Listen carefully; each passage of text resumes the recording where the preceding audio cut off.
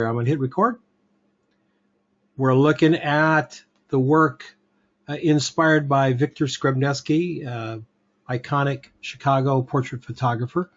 And we're going to go right through this, and looks like some new names on here I don't recognize. Bob Earl, and Chris Kittredge, Hiram Chi. Hiram, I wonder if Hiram knows Bonzer. We'll have to find out.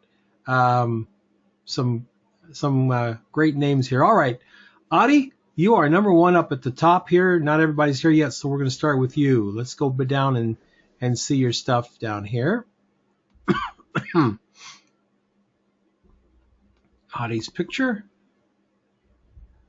Yes, sir.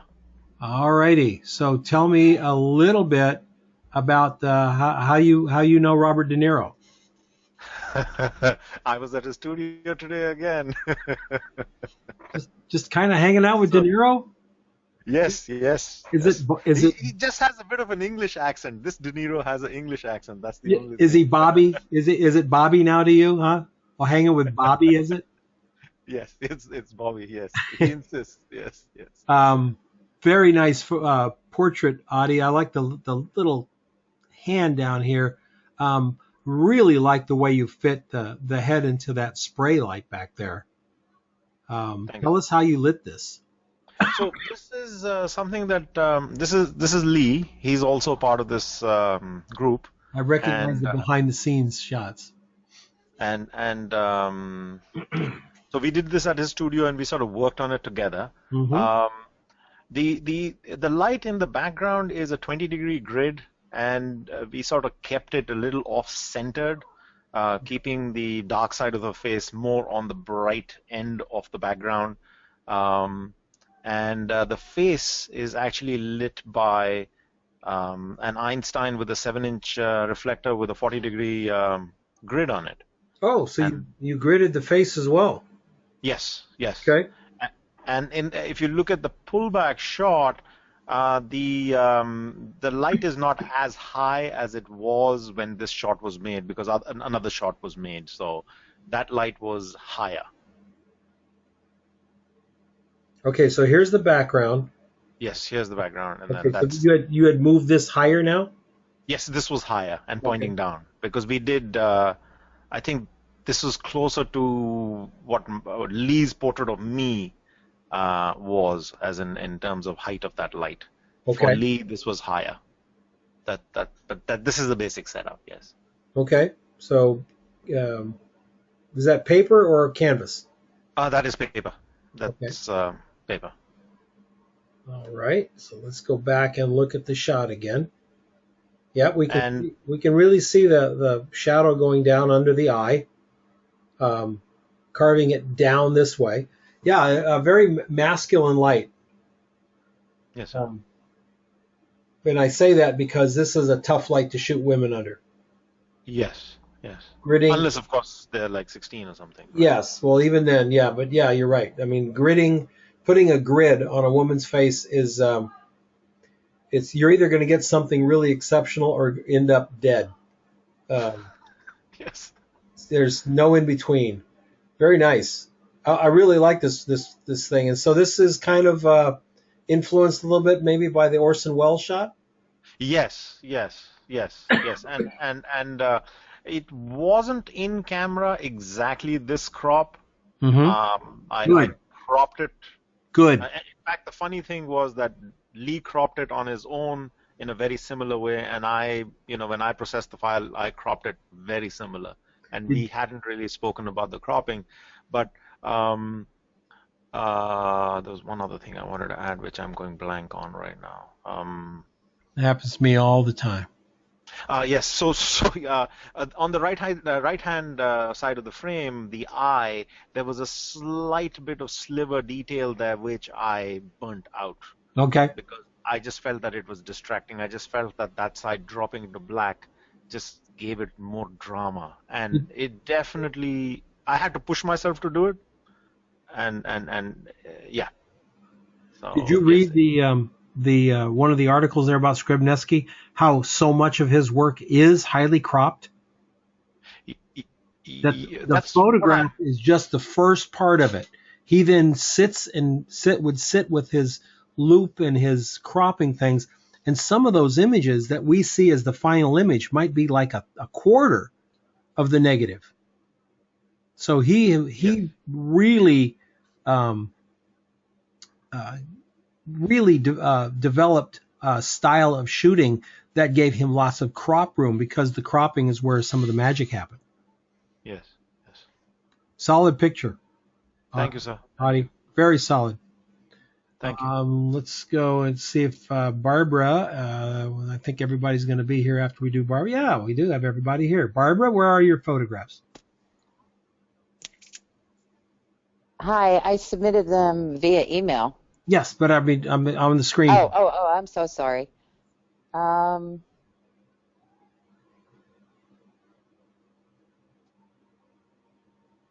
Yeah, keep going. Those the first two. First two? Yep. Yes. All right. All right, let's look at them both first. Ooh. All right. Let me ask you a question before we even go here. Which one do you like better? The second one is my favorite, yeah. Yeah, by a mile. Oh gosh, yeah. By a mile. What happens on the first one here is the lighting isn't bad, right? But bringing the shadow and letting this creep up right here. Yeah. You see how it just grabs the eye? One of the truisms of art is our eyes will be drawn to wherever the lightest and the darkest meet. That point of highest contrast, we just can't help it. Our eyes will go there. And so when I look at this shot, I see her face, but I go here because there's very little contrast around her eyes, right? I just end up down here into the neckline here. What's your light on this? It's a speed light, and I have it in a Rogue flash bender. A flash bender? Yes. Okay.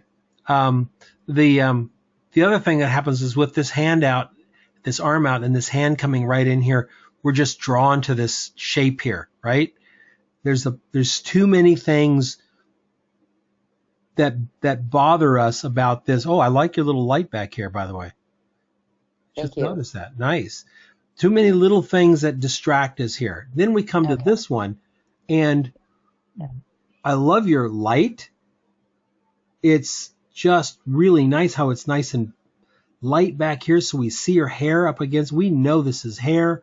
We can see the shape of her face. She's kind of glowing, got a little bit of a shoulder thing going on here. That's cool. And your cropping is really bold.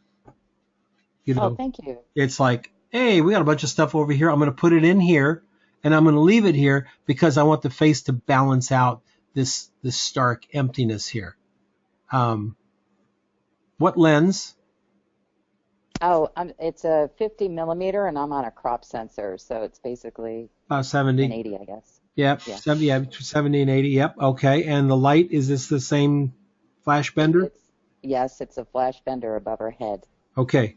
I have heard about flash benders now for the past 6 or 7 months, and I always at the end of the show I forget to go and look what they are. What are they? It's a Rogue.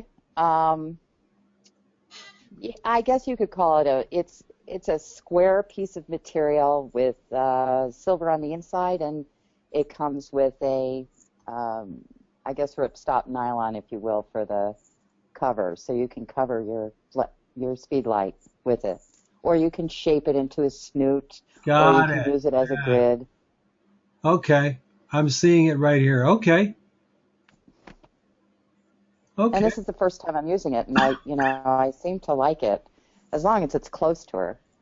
Oh, they have to be close because they're small. Right.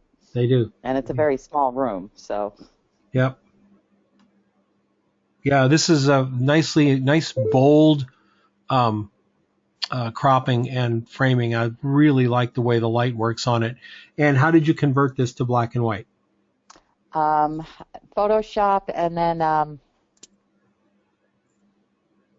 what did I do?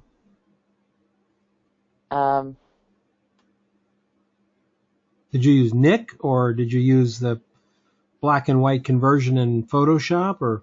Yeah, it was a black and white conversion in Photoshop, Okay. and then I added just to give it a little bit more depth, I darkened a layer. Okay.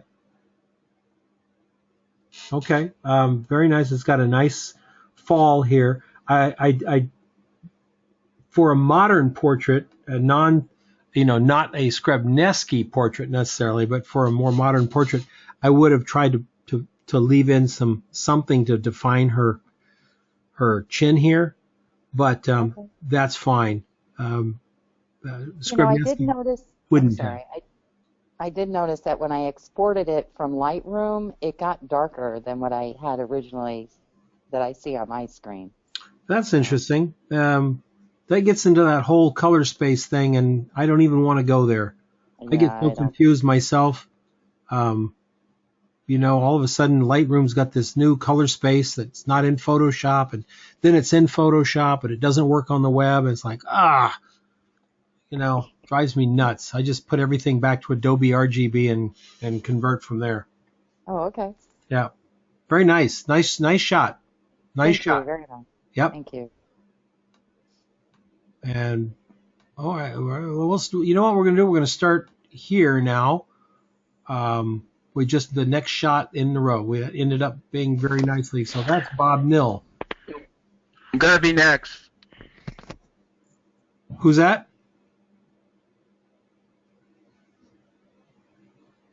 Who said gonna be next? Who's that? Bob, are you out there? Yep, I'm here. Yeah. All right. So tell me a little bit about this shot. So this is shot on a 50 millimeter lens. The camera is probably 10, 11 feet from me, hence known as the subject. And I have a speed light shooting into a 43-inch umbrella, but I have the umbrella kind of folded down. So the reality is it's only about a, 13, 14-inch umbrella. A very deep octa. Yeah, pretty much. And it's on the camera right. You can kind of see by the way the shadow falls on my nose. Mm-hmm. What I was going for, and this is kind of influenced by the Orson Welles shot with all the negative black space and the Betty Davis shot, but he also did a shot of Oliver Stone that I really liked. Okay. And that was interesting because that light, the light on Oliver Stone comes from the side, and it kind of looks like Oliver Stone is just walking into a room from darkness, and there's very distinct lines. But I wanted the fall off on the side of my face, and I got that on the left side, but I just couldn't get it on the right-hand side. I do have a flag that's covering part of the umbrella on the camera right side, because you can see how it falls off on my left shoulder there. Right. I was trying to move it to the point where I could get it on my face to kind of fall off there too, but I just either I would move just slightly, because doing the self-portrait thing is kind of tough. Mm-hmm. I didn't quite make it there. Yeah, and you know what? You find out if you're diffusing the light, like with an umbrella, you can make that umbrella opening very, very small, and it'll still cover all of this. It's really hard to get that look. So take that umbrella. Oh, and here's another thing. You can take a black backed umbrella, right? Unlatch it or whatever, and collapse it. So now you've got this little circle of light, right? Mm-hmm. You can then take a couple of pieces of silk and put it over the front, and have a tiny little deep octa with a softbox on the front of it, right? But if you want to do this with the face, you're going to have to use a cookie. If you want to just bring out just the face here, cookie with like a hard light coming through a cardboard with a tiny little slit in it to give you the light on your face. With me? Yep. And then how far that cardboard is from you is going to give you the softness on the edge. The closer it gets to you, the softer the edge. I'm sorry, the harder the edge. The closer it gets to the light, the softer the edge. And then you just control it by, if it was only a half stop brighter than the umbrella, right? Mm-hmm. Then the umbrella, then you expose it this, and you take this all down about a half stop, then you have that little line on your face, which is kind of like that shot that Tom Hanks that's next to the Dan Winters down on the page there. That's a cookied off light. Yeah. Okay. Yeah, this is a good shot. This is again very boldly cropped. Thanks. Yeah, my biggest challenge is I could not get my umbrella high enough in my basement, because of my basement ceiling. And I'm sitting on a very low stool here, and it was scraping along the ceiling. Yeah, and sometimes you have to sit on the floor. Yeah. Yep, absolutely. I will take exception with the term subject, though. Okay, Bob. I'm going to go with perp. It's just. You're right. Yeah, good choice. All right, great shot. Whose is this one here? This one is how to go. Oh, this one is Bob Earl. Evening. Hey, Bob, how are you? Doing well, thanks. Let me move this thing out of the side here. We got 2 shots. That's a nice shot, Bob. Thank you. All right, so you went with this is kind of reminiscent of which shot was it? Was it the gal that sings with the Supremes, Diana Ross? Was this kind of a Diana Ross? Well, actually, it was a kind of a Raquel Welch, Sharon Stone blend with the negative space of Andy Warhol. Yeah. That's the blend. Yeah, and what a lovely model, beautiful model, really giving you a great expression here. And your light is so Skrebneski that it's scary. I started out with a beauty dish, and it didn't give me exactly what I wanted, so I ended up going with just an Alien B with a 7-inch reflector. Right. And I was most happy with how that came out. Yeah. That turned out pretty nice, and that's just the reflector, right? That's straight reflector, yeah. Try putting a sock over that reflector sometime. A sock? Okay. Yep. Yeah, you may, just like, the beauty dish, stretch a little diffusion material over the front of that 7-inch reflector. See what you think. Everybody I've ever told to do that has gone, now that's cool. Because you still have the small footprint. And what makes light soft is the size of the light source in respect to the size of the subject. And so 7-inch light at 5 feet away is a pretty small light on a face. Right. And so when it's a hard light, we get this little sharper edge here. When you diffuse it, you still get the same depth of the shadow because you haven't changed the shape, the size of the light, but what you get is a more diffuse edge. And that's why those things, when we get those Stofans and put them on our speed lights. So, it softens the light. No, not really. It softens the edge. Gotcha. Okay. That's what our eye sees as being a little bit softer. So one light? One light, yes. Real solid exposure. Shooting fur is hard. And I was at f8 at, what'd I do it at? 125 and a 32nd of shutter speed. What was your lens? 85 1.4. Okay. Very nice. I like the bold crop as well. All right, so this is clever. That's a fun shot. Yeah, this is my neighbor Jack. He's quite the character, and it was a really fun shoot with him. I did a couple of them without his hat, and once he threw the hat on, it seemed to really tie everything together. Yeah. Yep. So is this the same light? Same exact setup, yes. Okay. Is it exact? It looks like it's a little bit closer to camera here than this one. Let's pretty close, isn't it? Yeah, it should have been pretty close. We're dropping off on this side of her, but we're dropping off on this side of him. Oh, right. Well, the light was a little more left of her and a little more right of him. Yeah, but just about the same distance off camera. Correct. Yeah. Yeah. And only one light as well? One light, yes.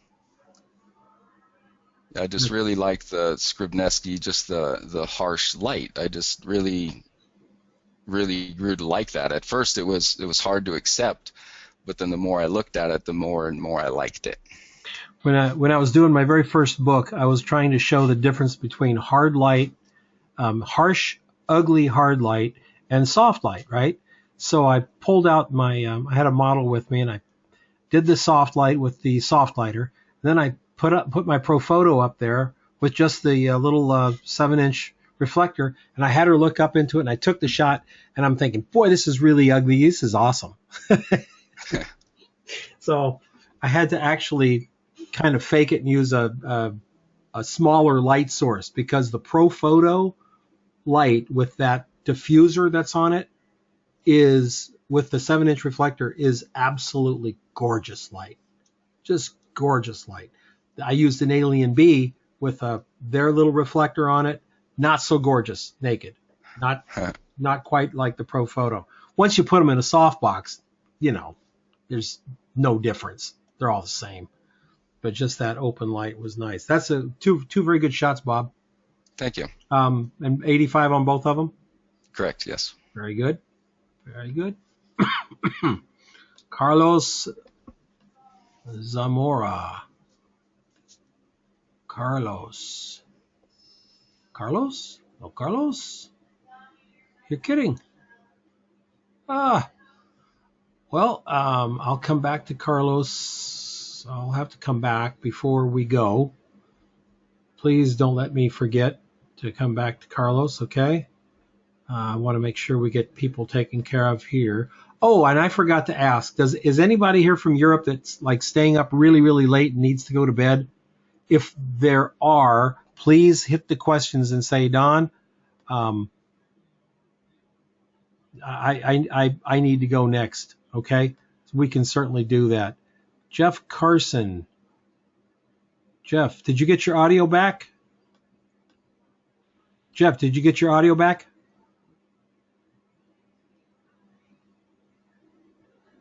I just did. Okay, good. All right. Somehow it just dropped offline there for a while. That happens every once in a while. All right. Catherine Vibert. Hi there. How are you, Catherine? Good. All right. Interesting processing. Very gritty. She does have a lot of freckles, so that's partially her. Uh-huh. But I really loved using, and it doesn't work for everything, but it definitely works for this lighting style. The tutorial that you had put up there from Flern that showed you how to do the processing with the RGB channel mixer. Uh-huh. So so I was playing with that, and it just and so what was cool was I did 2 shoots with this. And the first one I tried it, and then I tried that processing, and when I did the second shoot, I knew what it would do. So when I was looking at her and I could see that just the modeling lights, where the shadows were going to go, I knew that when I took the picture I was going to be able to process it to get this effect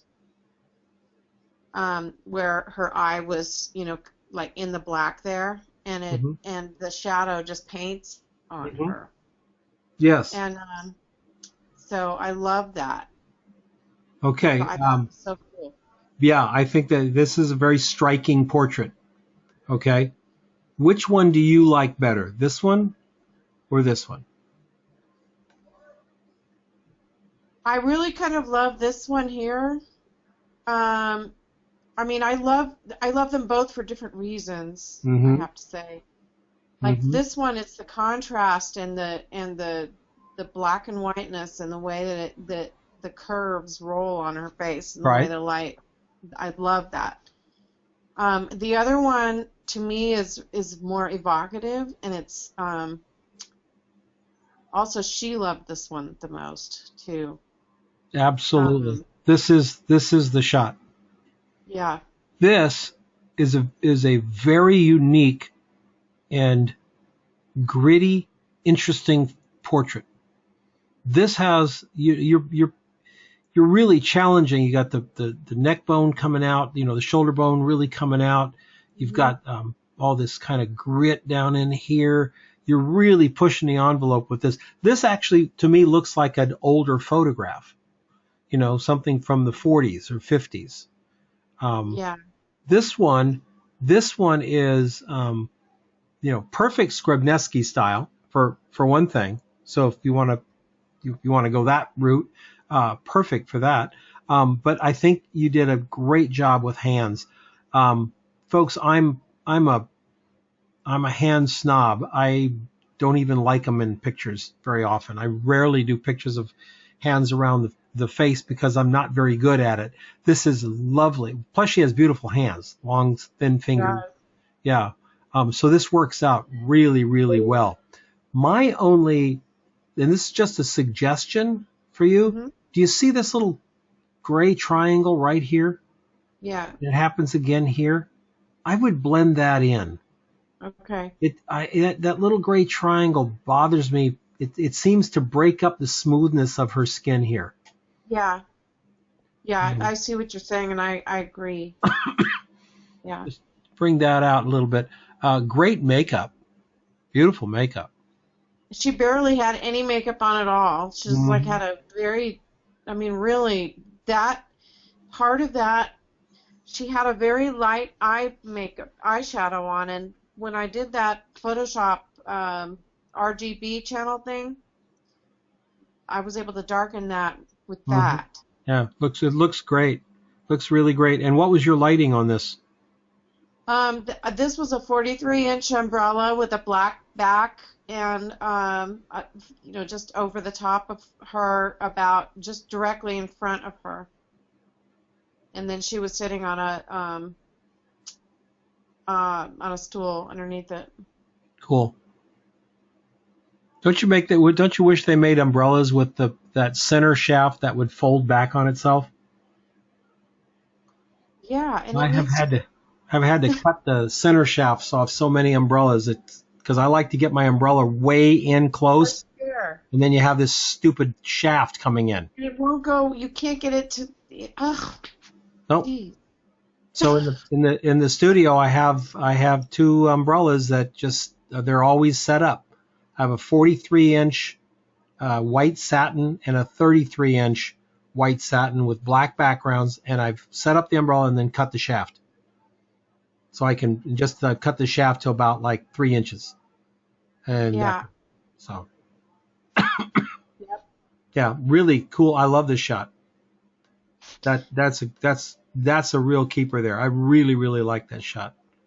Thank you. Yeah, I love it too. And we were trying to get her eyes open with that, but she blinked. Oh. And no, I much looked better at with it the eyes closed. And I was like, oh my God, that is so much. That's what we want. Yeah, so much better with the eyes closed. Absolutely. Yeah, rocking. We got Chris Kittredge up here. Chris, how are you?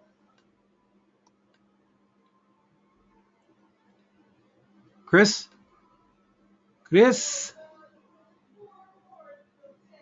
Uh-oh, I can't hear Chris. Chris, I'm going to leave you unmuted. See if you can jump in here. Let us know that you're live. However, if you can't get back in and you know that your mic works, go out and come back in, and I'll find you. So leave the webinar and come back in. Sometimes it's a connection problem. But if it's a mic problem, I've got you unmuted, so we'll see what you can do, and we'll come right back to you. If we can't get you, we'll look at them anyway. Dennis.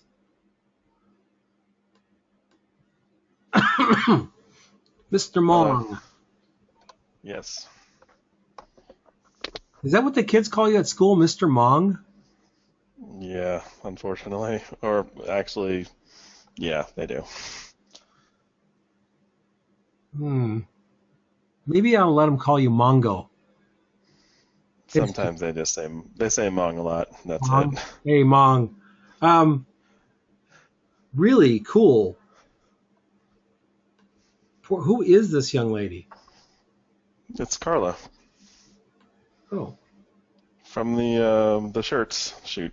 Oh, okay. All right, and Wow, it really presents beautifully on her face, this light. What are you using for the light on this? Well, I think my setup shot is in there. I had to kind of jerry rig something up because I don't have a boom tall enough, but my ceilings are high enough.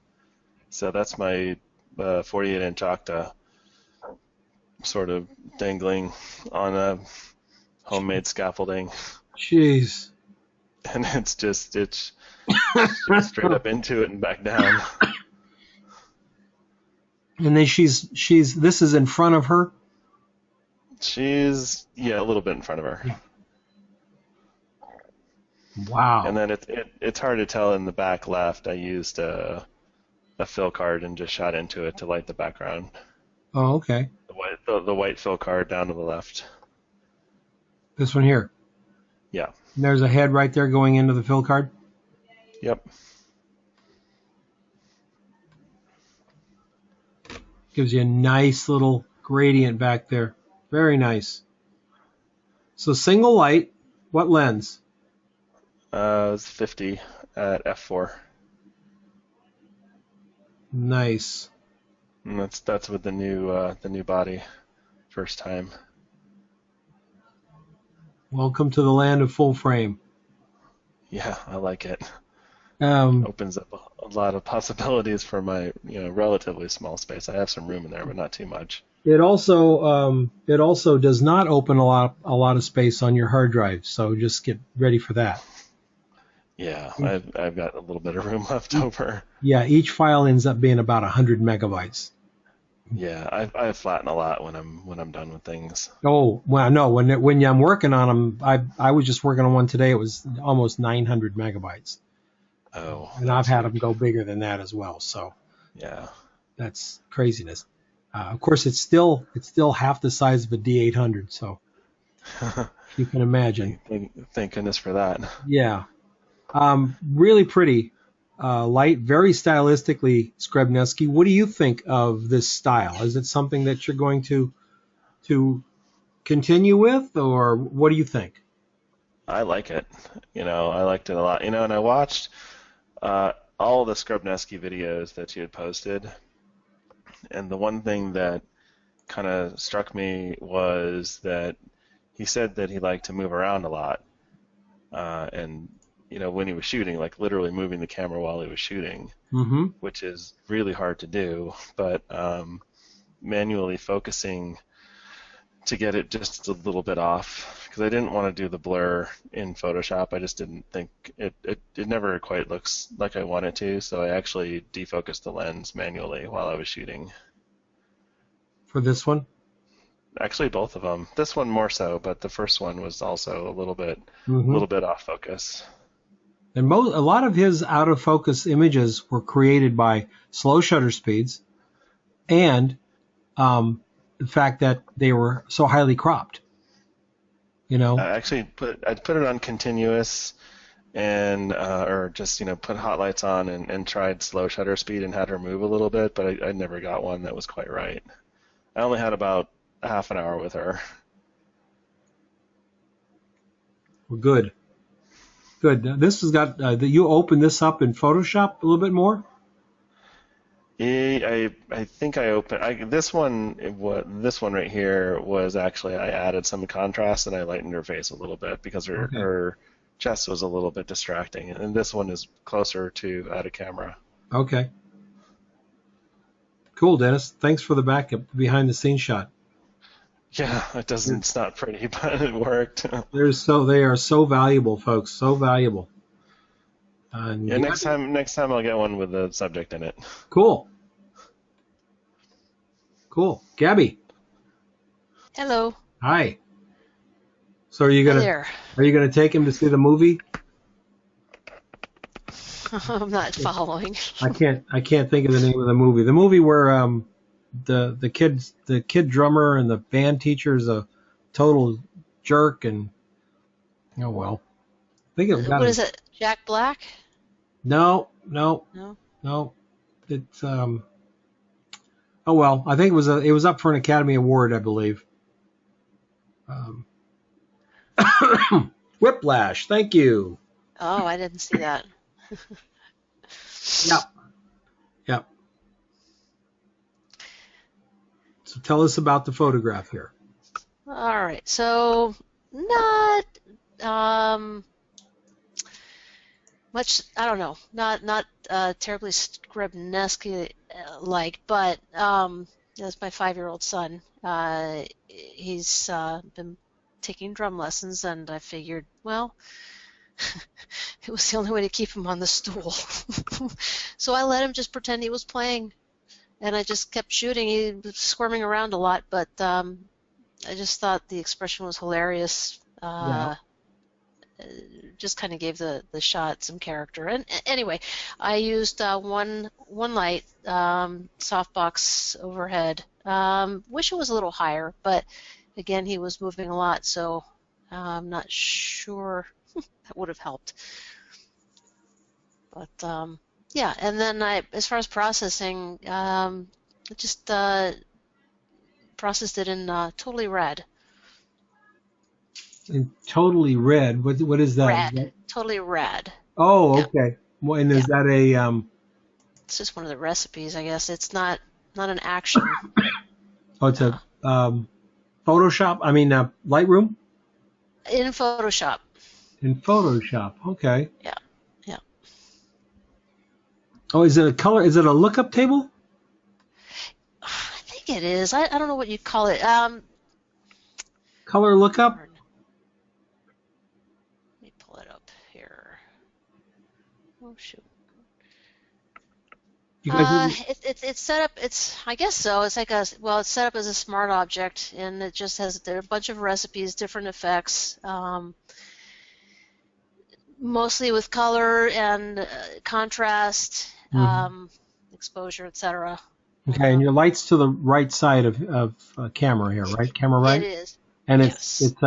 it's coming straight across. It's not coming down. Right. Right. Okay. So Mom got him drum lessons, huh? Yeah, he started in January. What a good mom. My goodness. I'm brave.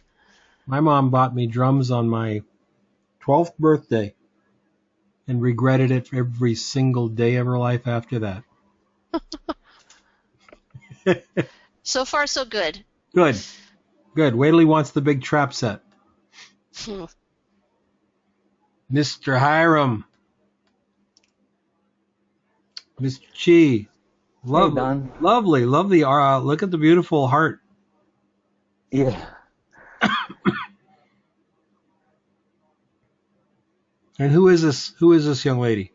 One of my friends, she's local Santa Cruzan that is done a fair amount of modeling. Actually, gets paid for it. Mm-hmm. And I met her a while ago and happened to meet up on timing. So she came down to visit, and we shot a bunch of stuff that was just for fun. And then at the end of the day, we shot the Skrebneski stuff. Okay, so what is I see one light up here. That looks like a box to me. No, it's just a soft lighter 43 without the sock, about 4 feet up, kind of in front of her.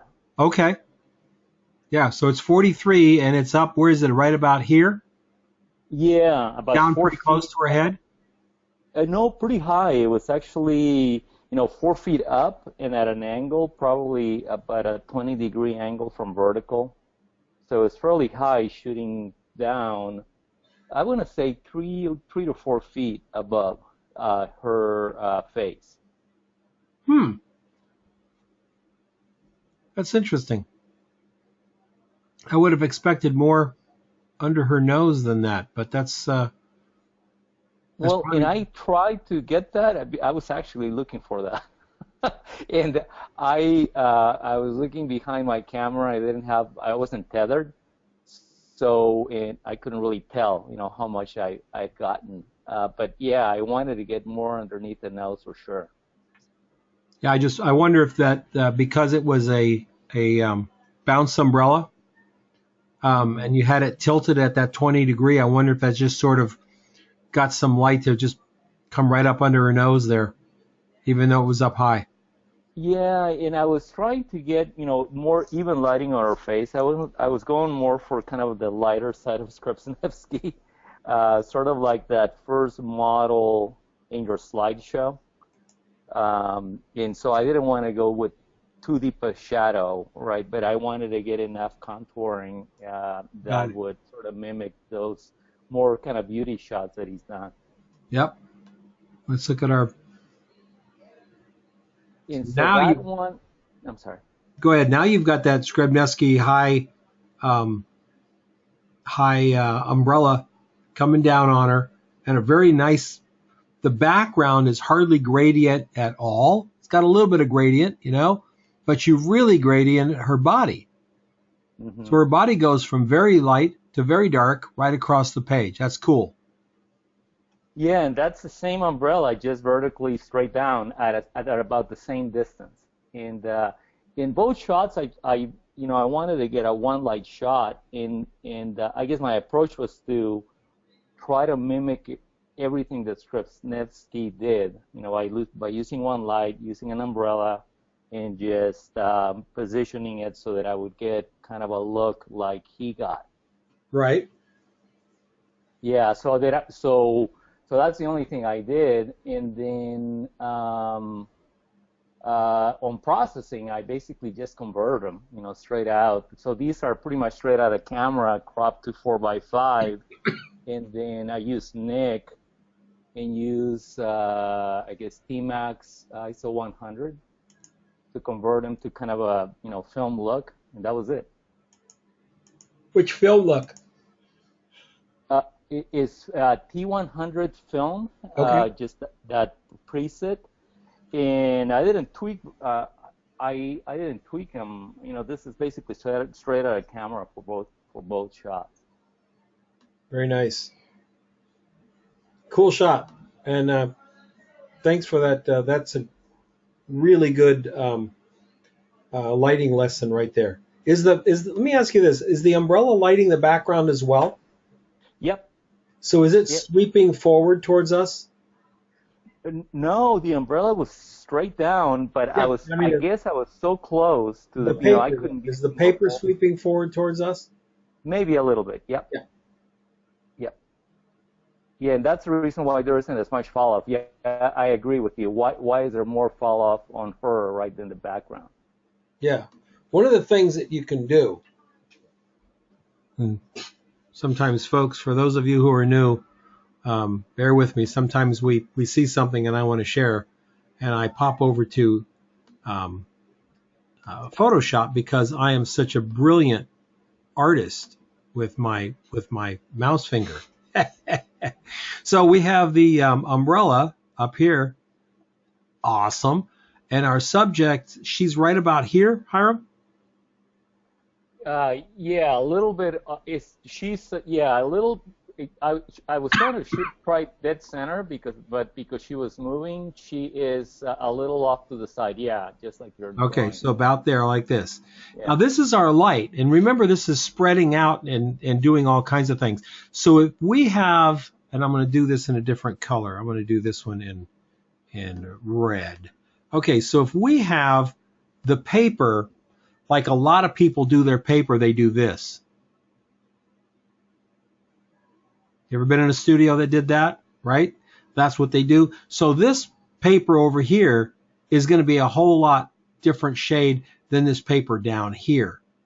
And you get this sort of funky fall off. Okay? But if you want to keep it even, what you do, I'll use black for even, is you bring it off the roll back here and you do this. Then this paper gets more of that light evenly. That's not going to affect how the light comes down on her. She's close here. She's farther away here. But this paper all the way through is pretty much the same distance from the light, right? Now let's go back and look at, see how that works? Cool. Thank you, Hiram. Good shot. Thank you. Oh, Carlos is here. Hold on. Let's go get Carlos. He just popped in. Hi, Carlos. How are you?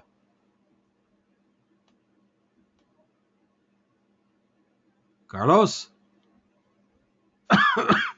I'm doing all right. Sorry There about you that. go. There you go.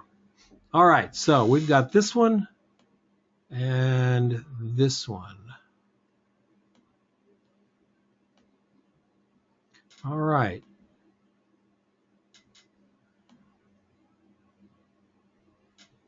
All right, let's talk a little bit about your light. What is your light on these? I'm using an Alien B 800 on a boom, bouncing back from an umbrella. Not a reflective one, just a white umbrella. It's about 2 feet and 2 feet on top of her, I believe. Uh-huh. I'm shooting it at 5.6 at 500th of a second, I believe. So just one light directly overhead. Wanted to. You're using a strobe at 500th of a second. You got a, what is it on, like high speed sync or something? Well, it's I have a leaf shutter, so. Oh, okay, got it. It lets me. It gives me that flexibility. Yeah. So what I really liked about the Skrebneski photos were the dark shadows under the eyes. And under the neck, so I wanted to incorporate that. But she had such big eyes, I didn't want to completely lose them. Yeah. And then she had that amazing tattoo, so I didn't want to lose that either. Yeah, and you put it into the light. Good call on that one. This is really interesting. The styling is just off the hook, man. It's really cool. Yeah, I was. This model is a friend. We go to the same gym, and she used to work at a vintage clothing store, so she has quite the collection of vintage apparel. Uh-huh. So when I spoke to her about this project, I said, well, why don't you bring something interesting, bring a couple different things, and try to get this dramatic portrait. And she showed up with a really nice dress and this. I don't even know what it's not a jacket, it's just like a throw. Mm-hmm. And some jewelry, and I dug the pearls, so we chose to go with that, and I think it just fit perfectly with her hairstyle, and I think I loved it. You've got the makings of a little project here. Yeah. She's got a really interesting face, and I like what she did with her hair. Very vintage. Man, if you told me this shot was done in 1935, I don't think I would have argued with you. Yeah, it's perfect. Yeah, and she's got that kind of face too. That would be a fun project to work with her in about 6 different outfits and do a story. Yeah, that's the plan. Hopefully, our schedules will let that happen. Good. Is she going to be your model for the class? I'm going to try to keep her. Oh, that'd be cool. Well, she'll end up with such a great set of photographs. Folks, if you can keep these people as your models or find somebody that's going to work with you solidly, you'll just have a blast, and so will they. So will they. They'll have an absolute riot. All right, so let's get on to our next photographer, which I believe is Jeff Carson. Jeff, did you get your mic to work? Jeff? Yeah, present and accounted for. There you are. There you are. Cool. You with me? All right, so we have this young lady here. And... Okay, this is Brittany. Okay. This is Brittany. She's agreed to work with me for the whole set. The only problem is that we've got massive amounts of snow up here. We're having a deuce of a time trying to get our schedules to meet. But this is our first installment. Jeff? Jeff? What the hell is snow? I had an snow? awful time trying. Do what? What is snow? I hear so much. I'll tell you what. Yeah? Is it bad? Come up here and we'll show you. So you've got you've got a box to the left, right? Is that a box? I actually on this thing I got about a 2x2 soft box, and I'm totally speed light based. Okay. I also tried a beauty dish, and I also tried an umbrella. I was almost down to the point of shooting bare flash.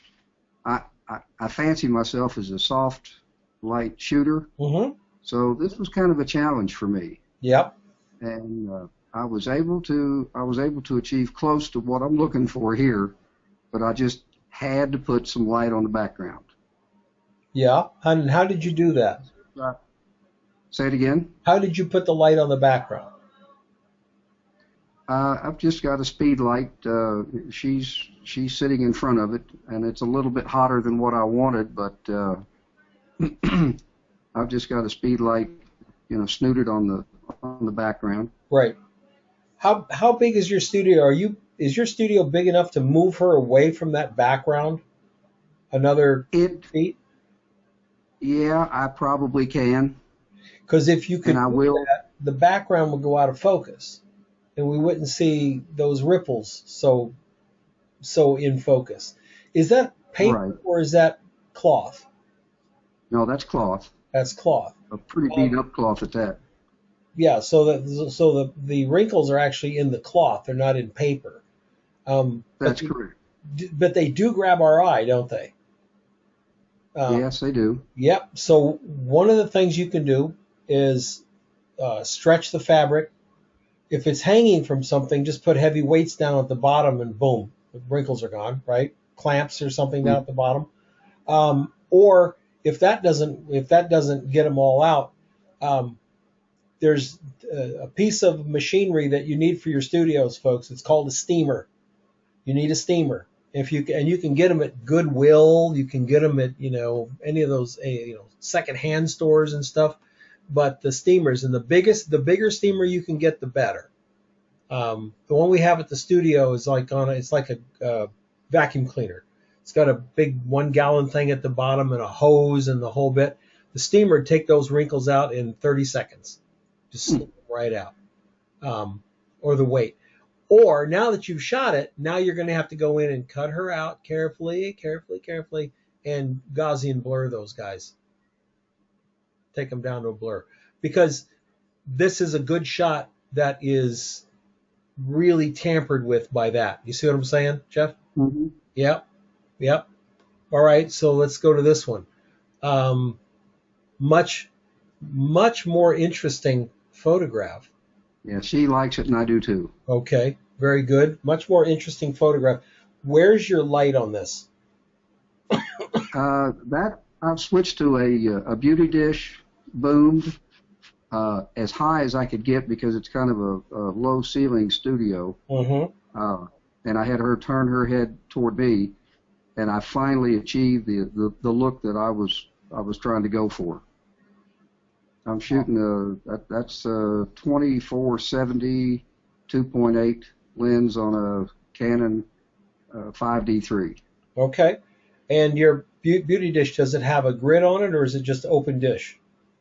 No, I don't have a grid on it. No, I do have it diffused, but there's no grid. Oh, you do have it diffused? Okay. Yes. Yeah. Once you put the diffuser on a beauty dish, it's no longer a beauty dish. It's a round softbox. Okay. Beauty dish. You think I should take the diffuser off?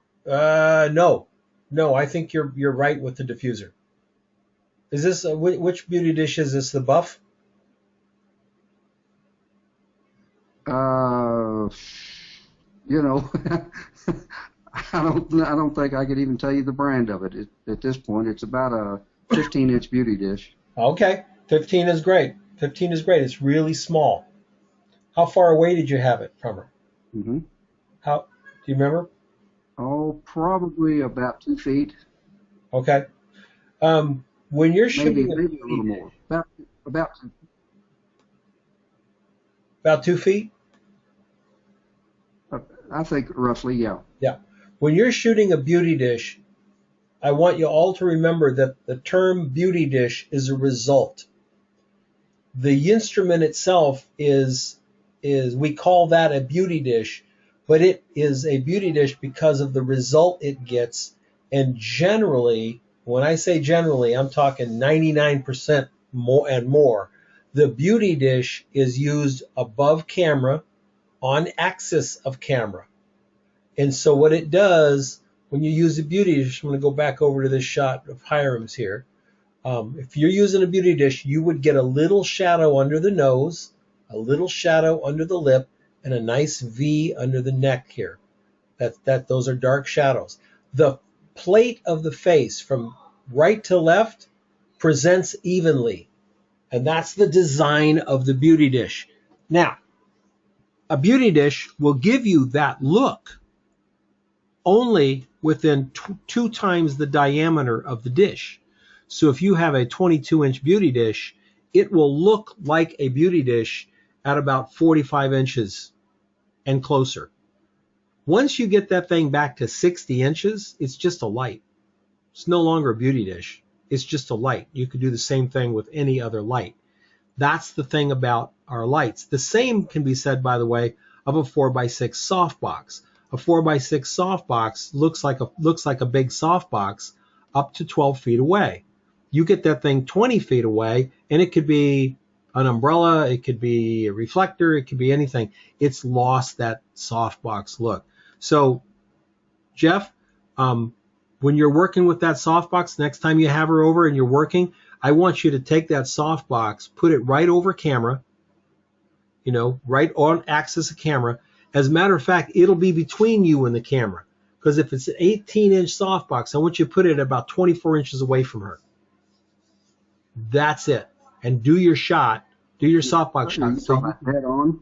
Yes, absolutely. So beauty dishes are right over camera, right on axis of camera. And then you'll be able to see that result of a beauty dish. When you take a beauty dish to either side of the camera, it's just a light. It's not a beauty dish anymore. We call the instrument a beauty dish, but the result isn't a beauty dish. Good model, man. I'm glad you. I kept. Go ahead. I kept trying to softbox, and I just kept getting too much wrap. Yep, absolutely. Yep. Absolutely, you will. Okay. Well, I'll keep swinging. You're ready. Ivan Singer. I just went for Ivan. Ivan, where are your pictures? They are still in post. Oh, they're not here yet? No, so I'm coming. Okay. All right. You cut out there for a second. All right, Jim Hoover. Ivan, if you can get them to me in the next 30 minutes, we can get them up in here. So just pipe in and say, hey, Don, I sent them. All right, Jim. Hi there. Hi there. So, no offense to your model, man, but she's kind of a dog. Very lovely dog. What kind? Is this a retriever? Golden retriever, yeah. Cool. So, someone asked me if it was okay to shoot dogs. Was that you? No, it was Chris Kittredge. Oh, okay. So,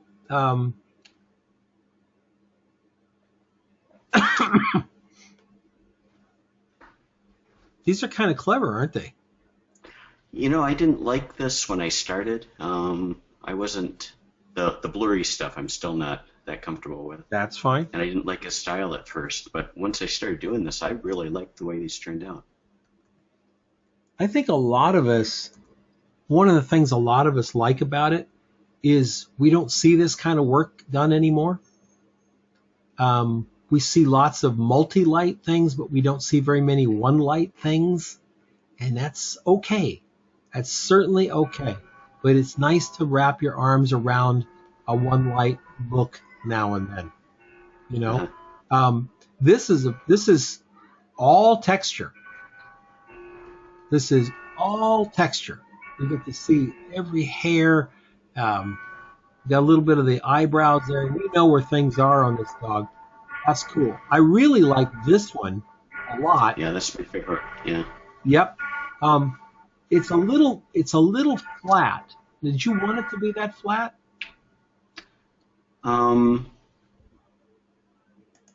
Tell me what you're meaning by that. Well, it doesn't look like it's perfectly black here in the Oh, really? black areas. It's kind of No, I was going for it to be really black there. Actually, really I darkened it a little bit there. Huh. It might have been the conversion to black and white that did it. What did you convert it with? With Nick Silver Effects. Do you remember which one you used? Here's another thing. Jim, your picture came in really small. Do you see this? Oh, really? It has to do with the way there's another photographer that we have. It's got a weird ICC profile. Did you see that? It's got a weird ICC profile. Another one of my friends, Gray Gibbs in Colorado. Same thing. He makes the images the right size, and then he sends them, and the email does this to him. Okay, so next week, zip them up. Okay. Oh, really? Yeah. Okay. Zip it up. Okay. Wait a minute. No. My brain is on some sort of bizarre medication. I know what I did. That's not what. Yeah. Hold on. Open link in new tab. There we go. And we have the dog at the right size. All right. So still maybe a little small. I don't want to pin anything. So I'm going to put this guy up in the Photoshop here. And we're going to look at real quick your blacks. Got to put this thing out of the way. We come over here and we look at your blacks, and your blacks are 26, 26, 26. See that? Which means it is indeed a black, but it's 26, which means that's a lot of gray. Okay. So what we want to do is to set a black point. We're going to use levels real quick, and we're going to go into the levels, and our black level, we're going to say 5, 5, and 5. Do you see how it's set here? Yep. 5, 5, and 5. That means that's going to be, look at your histogram, by the way. It's really truncated. That 5, 5, 5 means it's not going to be black, forever black. It's just going to be really, really dark. Now we have to decide, what do we want to be totally black? Well, probably that shadow right there. And it didn't do a damn thing, did it? There we go. Oh. There we go. So now we've assigned that black to that area, perfect black to that area.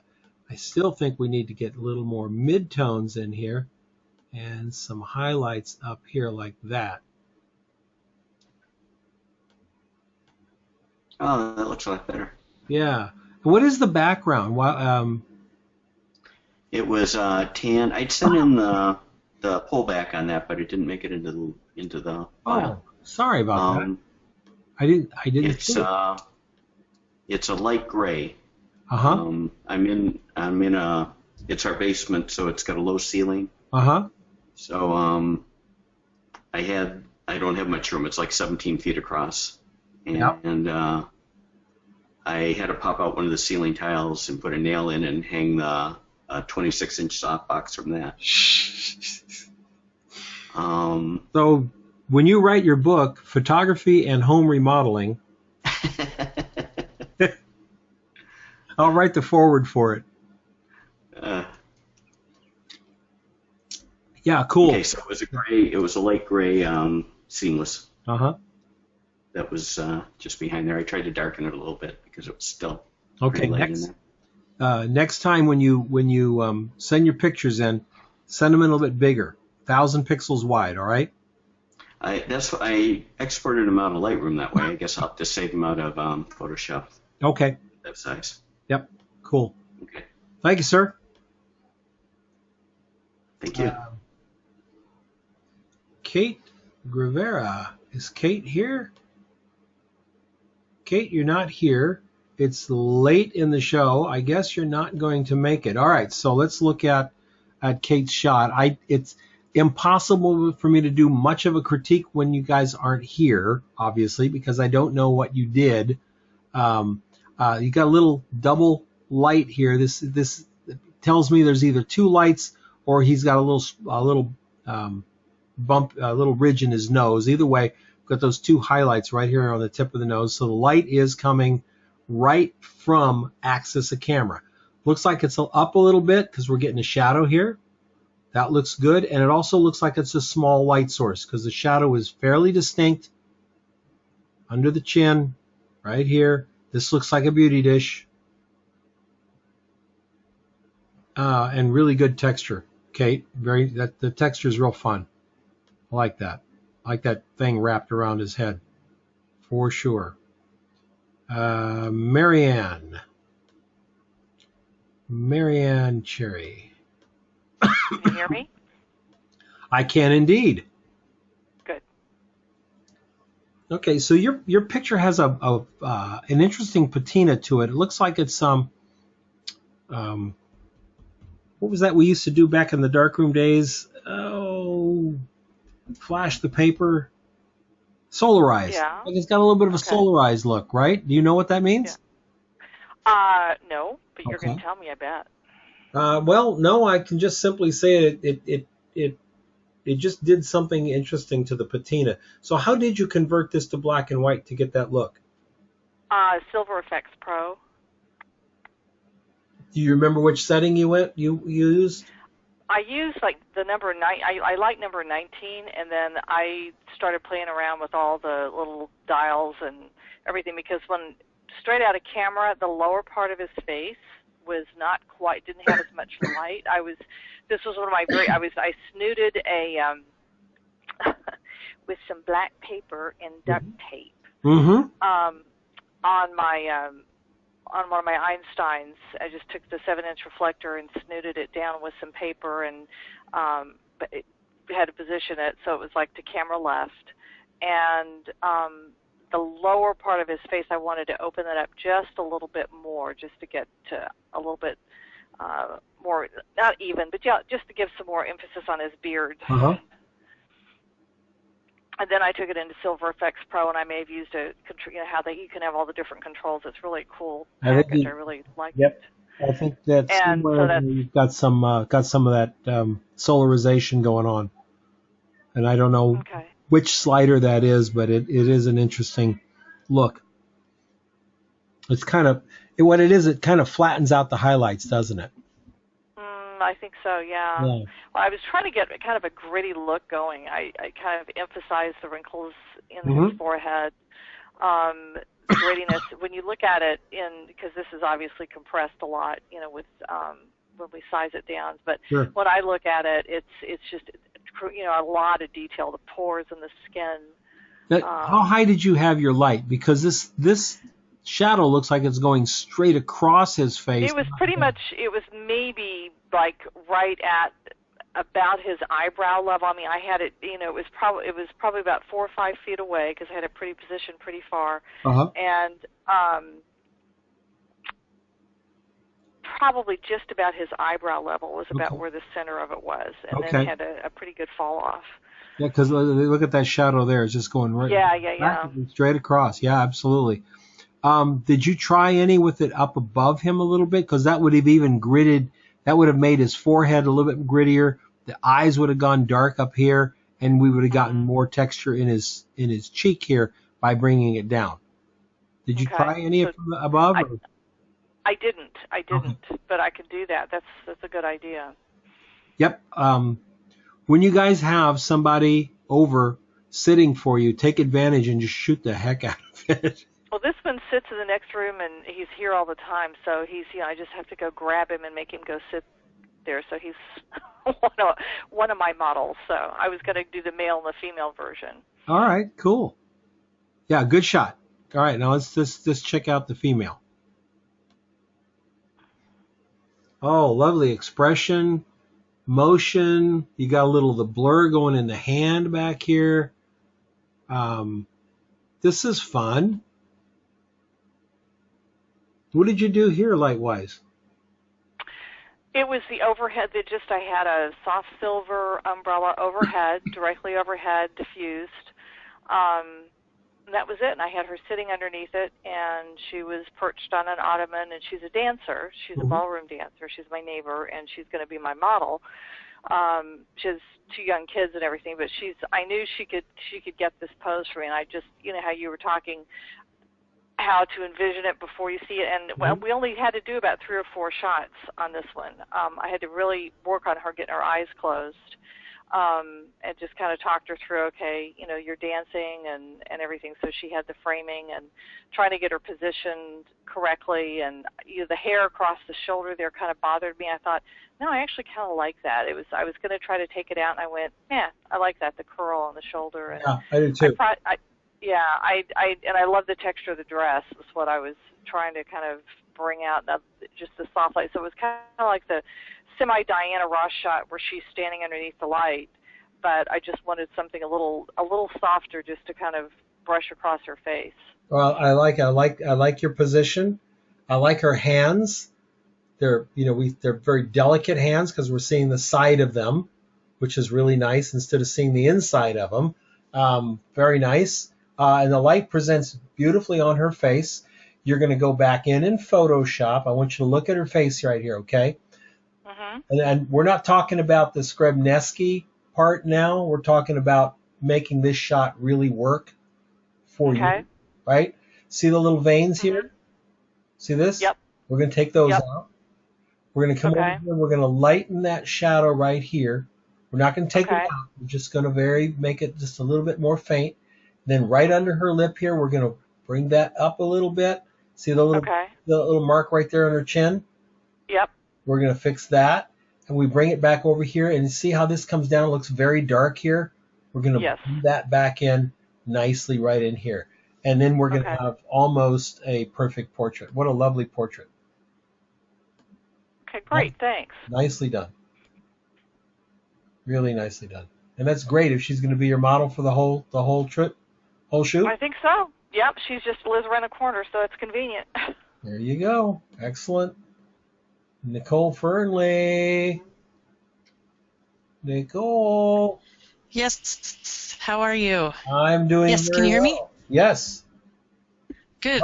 What a face. What a face. I know. Right out of the 40s. Wow. Great hair. Did she style herself to be more 40s or 50s, maybe? She did. When we did the Project 52 vintage shot, she was my model for that, and she just loves that era. And so when she asked me how to make herself up, I said, yeah, just do the same thing you did for the vintage. Just why not? So why not? Yeah, she did that. Is this a beauty dish?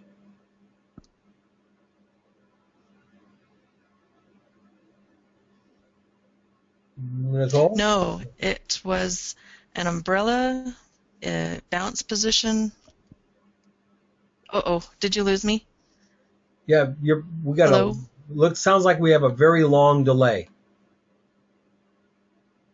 Oh, sorry about that. It's all right. But yeah, it's not a beauty dish. It was an umbrella in bounce position. And it's over, is it in front of her or over the top of her? In front, almost on top of her. Got it. That makes sense. Wow, lovely. Light in the background? No, I used a white backdrop. So this is a white background? Yes. All right. So this is actually picking up a little bit of the overflow of the umbrella then down here. Okay. Yeah. Yeah, cool. Nice to have a big studio big enough to do that. Lucky you. All right. No, It's just a room. All right. So what is going on here? Well, I opened the aperture because I wanted to kind of do a little more high key, so it's the same. Right.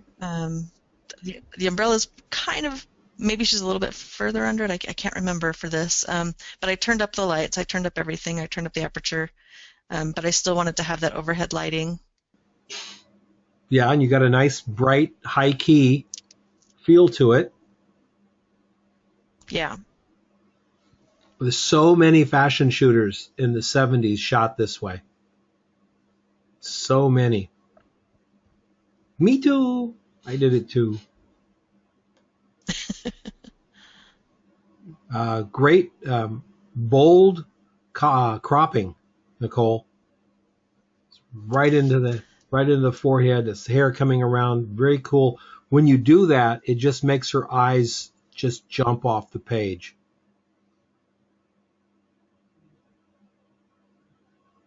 Yeah, that's kind of what I was hoping for. I didn't get very many shots in this session, and so I was just kind of trying to salvage one and thought that I could maybe use that bold cropping concept to make it a little more interesting. Yeah, you did. Real good. You did make it interesting. It's very nice. I like it. Oscar. What in the world happened to our order here? John, Fisher, Kine, and Lee should all have been right there, and they're not. So go down here. Question. A question from Ivan: how do we deal with ripples and imperfections in the seamless paper? If you live somewhere where it's really humid, you cannot leave your paper hanging. Number one, because it'll ripple. When you roll it back on the roll it tight and store it standing up. You can't lay it on a floor or lean it against something or even hang it from a rod, because if you hang it from the rod, you'll actually get a little bump that appears in the paper. So you stand it up. Other than that, distance and hope and lighting. Don't cross light it. So hope that helps there. Oscar Campos. Is Oscar here? No, he's not. Sorry, Oscar, that you're not here. Your cropping is real classic, right in the center. Nice light presenting on the face. Watch out for the little shadows like this and like this. This shadow, especially with that little bit of light that comes back in, the shadow is really going to be something that catches people's eyes. So you want to smooth that out there. And I think your second one was just slightly different. Looking up into it, we still have that little shadow right there. We're going to take that out. I don't know, which one do I like best? I think I like this one best. I like this presentation of the light. I wish we had a light in the back that was a little bit brighter against the wall so we could see her hair separating from the back. Cool. Rob Davidson. Where's Rob? Hey, Rob. Hey, Don. Big camera? Good. What's that? Big camera? Yeah, this is 4x5. Yeah, things are going well. How are things going for you? Doing well. Good. Staying busy, which is good. Absolutely. So let's look at the other one. All right. So 4x5, are you cropped on this, or did you crop in camera and shoot this? That's in camera. Wow, you're brave. All she has to do is put her weight on the other foot, and the eye goes out of focus. Yep, and that's F11. Yeah. Cool. What's your light on here? So this is a gridded Profoto beauty dish, white beauty dish. It's pointed straight down at the floor, about 2 feet in front of her, about 2 feet above head. So she's in the feather of a gridded beauty dish. Correct. And then there's a 10-degree gridded reflector or just spray, and it's sitting on the floor just to get a little bit of gradient on the wall. Okay, that's back here, folks. Is she sitting down?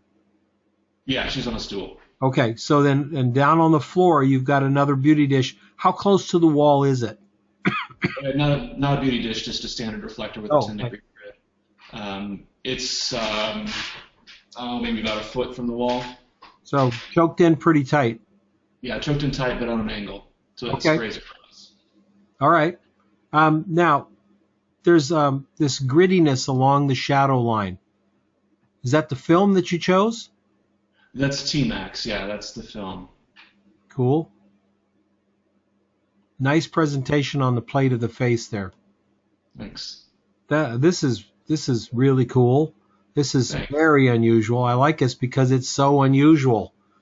Now, you shot this on T-Max. Yeah. But this has got to be a result of a scan, correct? Oh yeah, this is scanned. So, did you add some contrast to it? Not a lot, no. I mean, just set levels and bring the midtones back a little bit. Okay. This one was a little bit underexposed just because of the way the hair was flying in front of her. Got it. And I think she probably moved back a little bit as she flipped her head. So just bringing it up a little bit added a little contrast, but nothing. I didn't do a big S curve or anything. Oh, is this the same model? Yeah.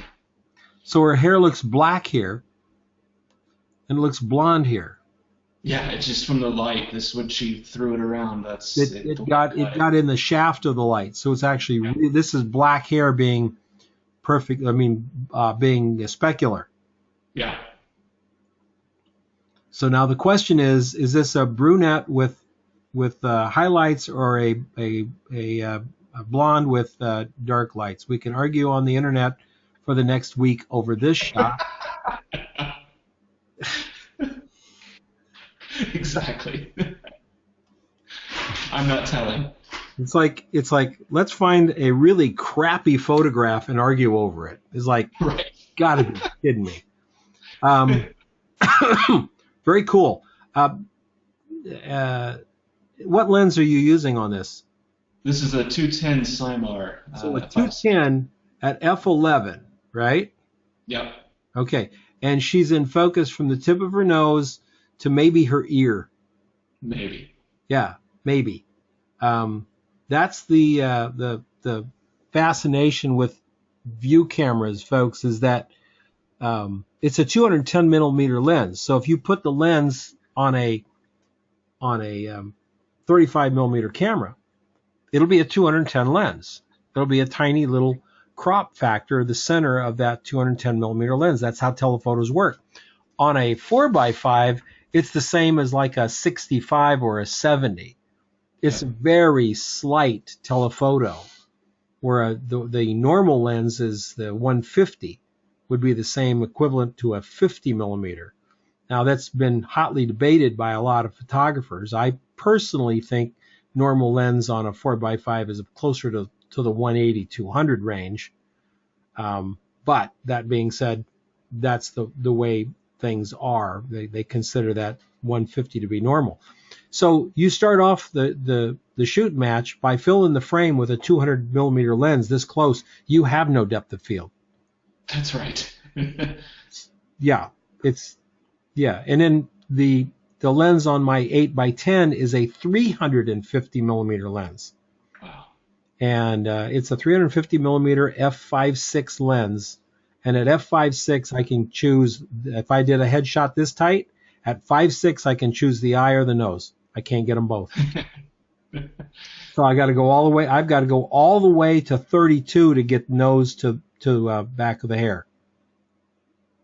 So, cool. Before I die, I will own an 8x10.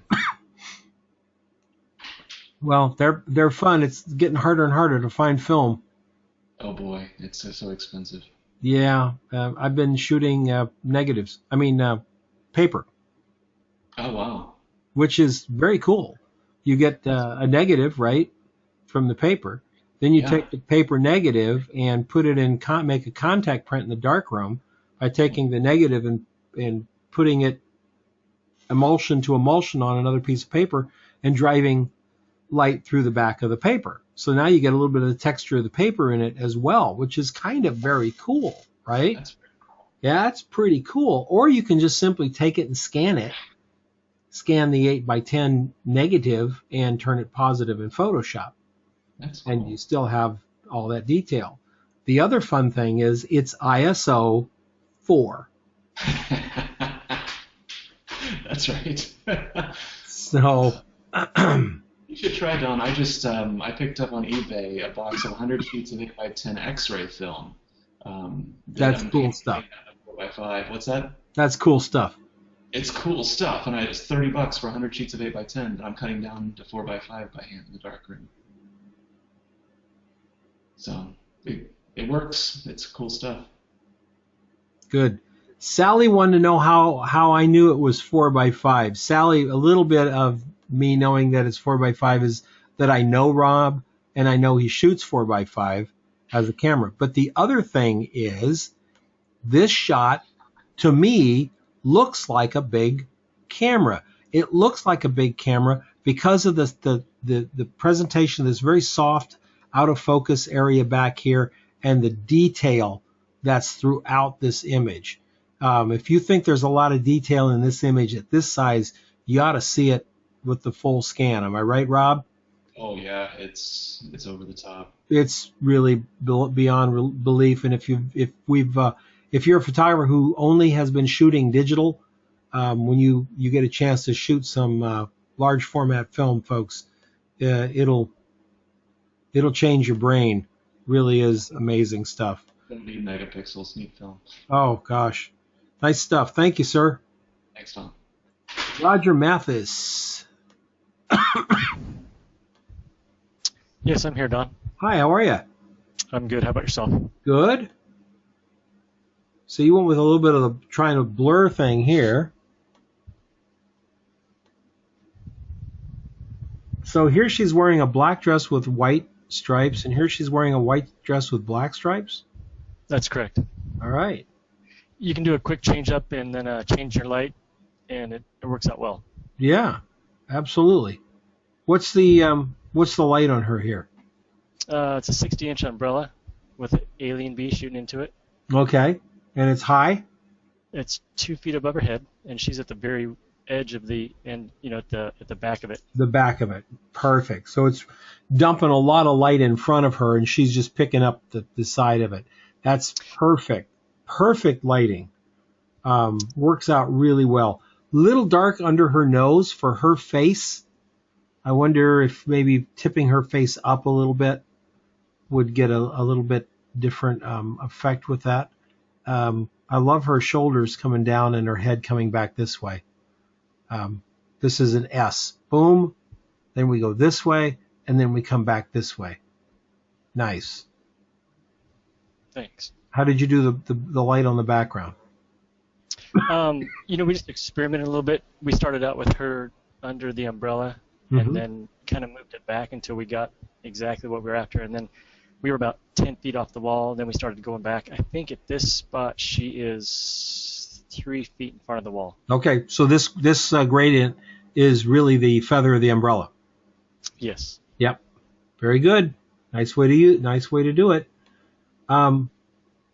What is blurred? Is this her hands or her hair? Yes. Okay. So both. That's a again the same setup. We just moved my position just a little bit. We're shooting on a 7200, so I'm back probably 12 or 14 feet from her. Mm-hmm. And so it's f9 at 1 second.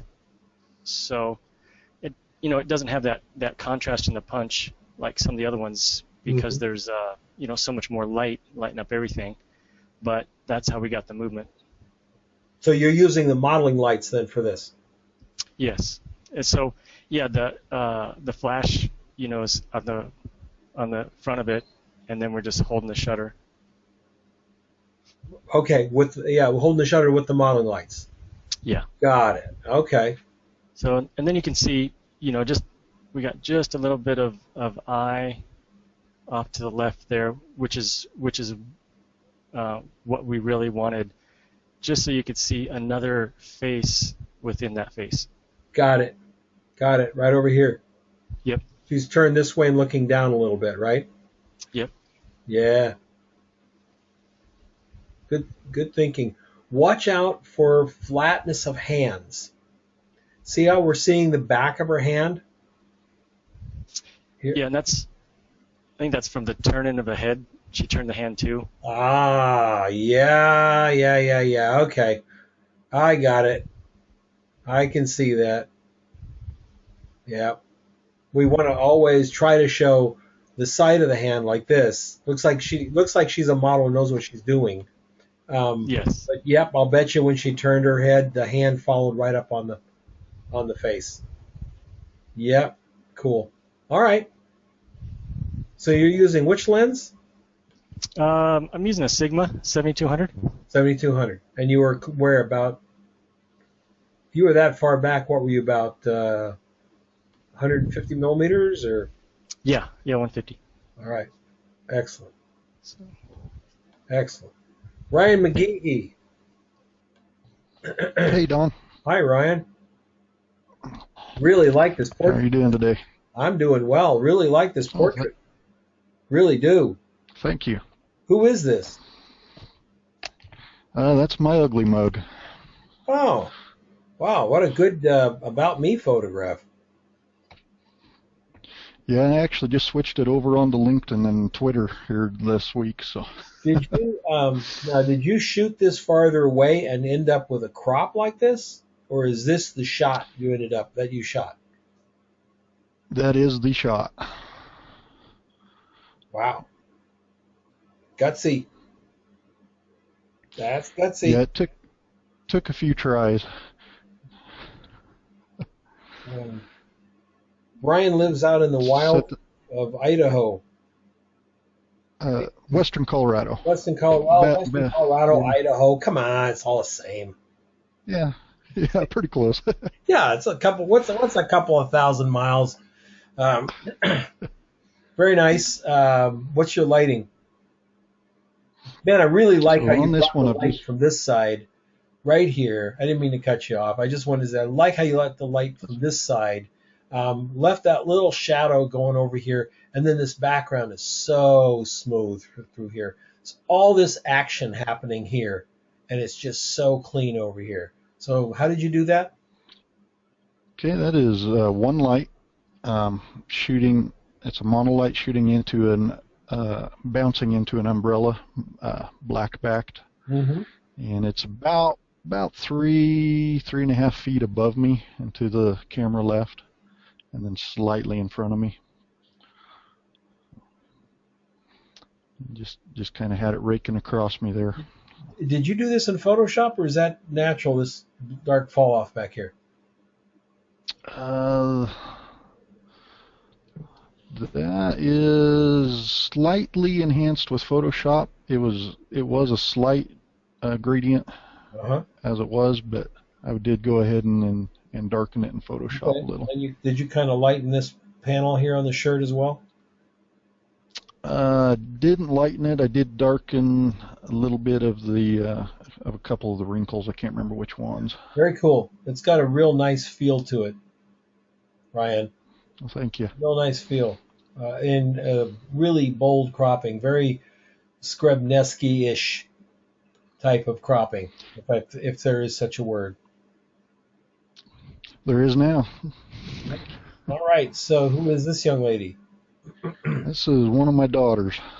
All righty, and got a beautiful light, soft light up. Looks like it's up a little bit, dropping a shadow right through here, right on the lip. But it's open. Yep. There's a second light going off?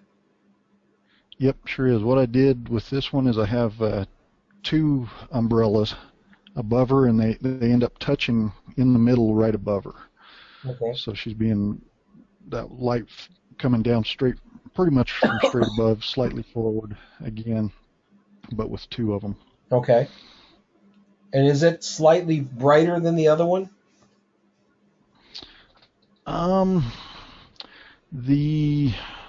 Let's see, yeah, I think I had one of them at quarter power, and the other one was just slightly under a quarter. Okay. About halfway between quarter and eighth. So that's why we get a little bit darker shadow from this one and a little bit more open shadow from the other one. Right.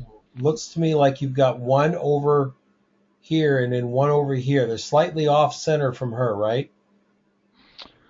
Let's see, yeah, they would have been on these shots, yeah. And she moved around a little bit through the different shots. So. Yep, and that gives that really nice feel, because by the time you get slightly to the side of those umbrellas, one is becoming a fill and one is the main. And the fill is keeping your ambient up. It's not letting this shadow go as dark as that shadow would go if you did not have it firing. It would be very dark under here, under her chin, right straight down and over. The other light's going, no, not so fast. We're not going to go that route. Lovely, clean, very nice photograph. Is that? No, that looks great. Beautiful, beautiful young lady. Nice photograph. Thank you. And working well within the frame. Who we've got here? Sally. Let me get Sally unmuted here. Hi there, Sally. How are you? Good, thanks. All right, so let's talk about this shot real quick. What are we doing here? Well, this was pretty much my first time using a softbox. Whoa, and, seriously? Yeah, and trying to have the light come down from above, so I was just trying to get anything that didn't look terrible. This is cool. Yeah, I really like it, and so does she. Yeah, boy, look at the hands. This is very, very solid emotional portraiture. You let her just fade right off into the black. There are so many times when that doesn't work. I could now pull this picture up right here, Sally, put it in my lectures and go, but here's one where it does. It just really, really works. I don't know why. I don't think there's any technical reason why, right? But it really, really works. I did a lot in Lightroom to darken it. It didn't come out anything like that. Never ever say that. But I'm glad it's not obvious. The correct answer is, my God, this black is great. Is this what you wanted? This is awesome. Yeah, the correct answer. That's what I was going for. Yep. Nailed it. Just nailed it the first time out. Straight out of camera.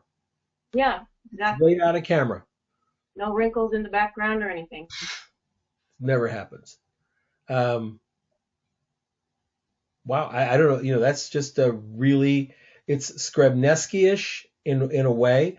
And it also has a nice flavor of classic portraiture. I got to tell you, I love the fact that she's just appearing out of this black. I think that really makes a great shot. Sally, that's a rock and roll shot right there. That's really nice. Let's take a look at the second one here. I like that one. I like this one. I like this one more because of her looking down at her hands. With her looking out this way, this is not a bad portrait. I bet she likes this one too, doesn't she? Yeah, she does. She sent them both around to her friends today. There's just so much happening here that's really, really nice. I can see that she likes this, but this one has there's such a story going on here. I don't know what the story is. I don't know if it's a short story or if it's a novel, but there's something going on here that I think there's more of that here than there is here. That's true, and she feels like it really captures a part of her that most people don't see. Excellent. Wow, you should be very proud of those. Those are rocking. Those are rocking. Love them. Sarah Flannery. Hi, Sarah. Are you there, Sarah? Sarah. I don't hear Sarah.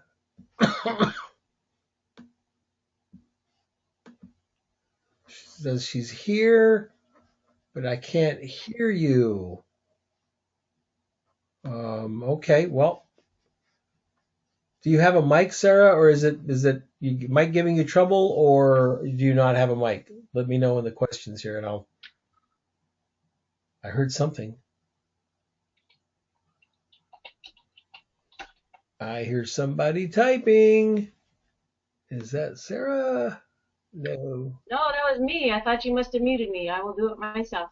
Now, once I unmute you, you're unmuted. Okay, well, here I go. Bye. Is that any better? Yeah, says she has a mic, but it's not working, Sarah, because I cannot hear you. Okay, so yes. Okay. There you are. Okay, so we have a young man who's a pianist. Yes. And we've got some great geometry going on in this picture. We've got the... Yeah, we had the top of the baby grand down, and it just didn't do... I mean, it was just nothing until we kind of lifted it up, and you could see the inside of the piano. Well, you got the inside of the piano, but then you got this thing over here. Yep. This over here, I would darken. Okay. Just to keep this light back here. And then you get this very clever use of the corner back over here. So we have this sort of light to dark triangle, which is the shape of a piano behind him. Nice. All right, lighting. What do we do? I had one umbrella, right basically over where I was standing and pointing down on him, and it was a bit of a trick to try and get it over the top of the lid of the piano so it would hit him, but we kept moving it around a little, but it was directly in front of him, and basically I was kind of linking my arm around the light pole to get as close to it as I could. Okay, so the piano lid was too high. Yeah, it was a little high. A good power saw could just take. Yeah, they frown on stuff like that. Yeah, I don't think the owner of the piano would have been too keen. No. See, and that's the thing. Nobody understands our passion. I really like how you made him stand out there by all the grays around him, and he becomes the brightest thing. This is very nice. Nice little touch coming back on there. Let's see your other shot. I know it had a piano as well. All right. Two totally different shots. Wow. Sarah, two totally different shots. I like the negative space images, and that's why I kind of went with this one as well. Yeah, this would be a cool shot for, is he a musician? No, he's actually just a friend of mine, and I asked him to pose, and he sat down. We were actually on vacation, and he sat down at the piano and started playing, and he actually plays quite well, so it actually worked out. But yeah, see, and if he was a musician, I could see him here, and I could see liner notes over here, or maybe a downbeat interview thing where they've got copy running over here. It's really cool. This is a nice shot. However, this shot just has so much more story to it. Yeah. Which one do you like best? No, I definitely like this one much better. Yeah, I do too. I just, it was hard to tell on the back of the camera how it was going to come out, and I didn't, like I said, I was on vacation, so I didn't have anything to tether with. So I said to him, let's get some more sort of standing portraits just in case this one didn't work out. Mm-hmm. So that the standing one was toward the end. Mm-hmm. But I tend to like to take more environmental portraits than just kind of classic sitting poses. This is a good, safe portrait, right? Yeah. This is risky. I like how it came out, though. Yeah, I do too. How did you convert it to black and white? I according to one of those videos, I used the channel mixer, Okay. and I loved it. I am so glad so many of you guys said I watched the videos. There are tons and tons of videos on YouTube, and when I meet a photographer, they comes into the workshop and they go, well, I don't know how to convert to black and white. I think, my God, there's so many ways to do it. So I figured when I did this class, I would go and find the best ones and put them on there and say, okay, I've gone through them. You want a black and white conversion? Here's 3. Any one of these are great. Because by the end of the 8 weeks, Sarah, you're going to know how to color grade. You're going to know how to sharpen. You're going to know all these things in Photoshop as well as working with the portraits. And I just think that's really valuable. That's us leveraging the internet for greatest value. You know what I'm saying? Yeah, and I really like the way Dan Winters does his stuff. So I'm kind of eager to get to that lesson just to see. Oh, good. Some of that. Absolutely. Cool. Absolutely. Very Thanks, nice. Good to see you back. You bet. Tammy is unmuted. Hi, Tammy. How are you? I'm fine, Don. How are you? I'm doing very well. Lovely photo. Little out of focus, little blur, motion blur. Even this hair back here looks like it's just a little. This actually looks like it's in focus. Is it? It may be a little closer to in focus. Okay. I did that. It was shot at 1/8 of a second Mm-hmm. at a 5.6, and I just kind of moved the camera a little bit. Ah, okay. Well, then I bet if we blew it up, it would be a little bit out of focus. If you move the camera, it's out of focus. Yes. Yeah. All right. And what's our light? It's actually just a big window, and I had I used a curtain to kind of flag it off of the black background. Good. And just let the window light up her face.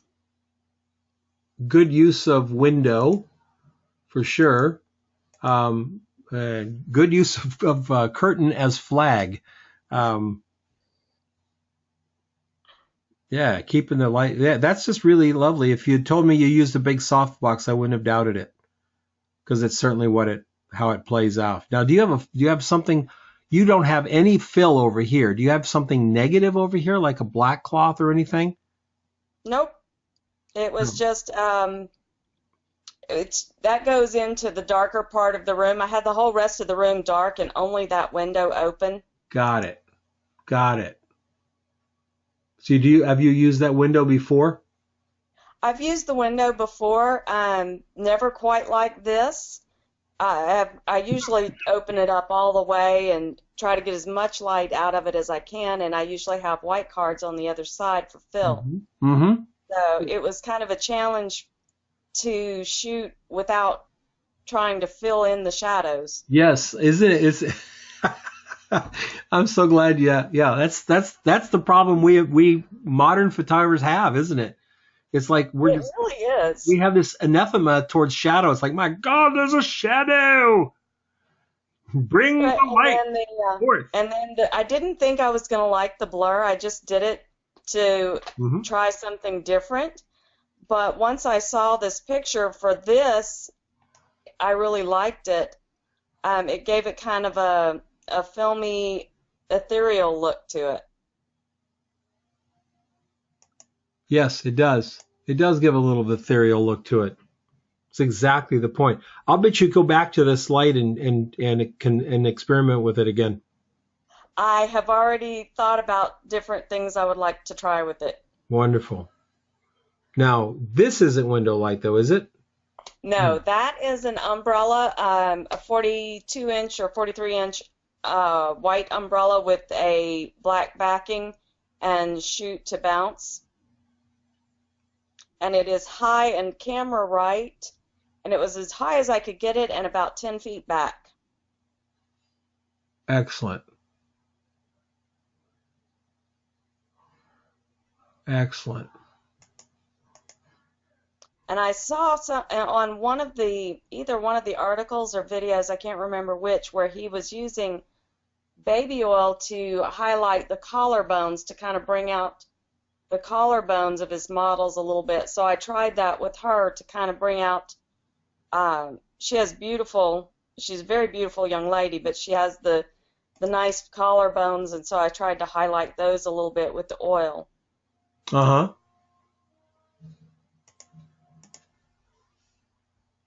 Yeah, it's very pretty.